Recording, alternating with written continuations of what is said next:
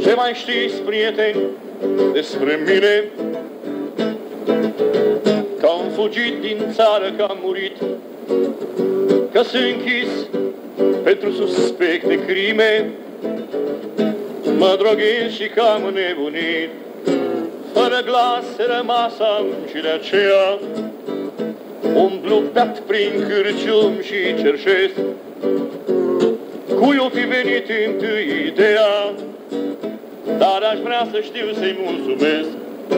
Nu că dați în presă adevărul, despre mine nu-i scris un cuvânt.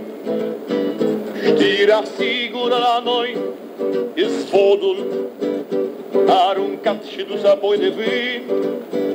Ce scris rămâne, vorba zboară și de frică zici am auzit.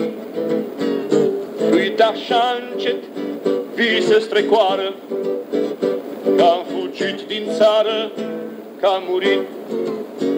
Șansa noastră să nu mai credem nici în vorba scrisă, nici în zvon, să ne regăsim iar demnitatea, chiar așa legați în fier beton.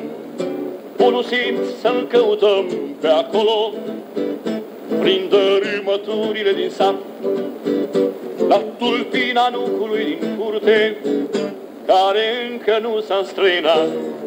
Nu cătați în presă adevărul, despre mine nu-i scris un cuvânt.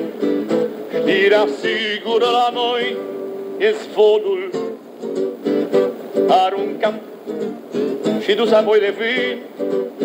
Ce scris rămâne, vorba zboară și de frică zici am auzit. Și uite așa încet vise strecoară, că am fugit din țară, că am murit.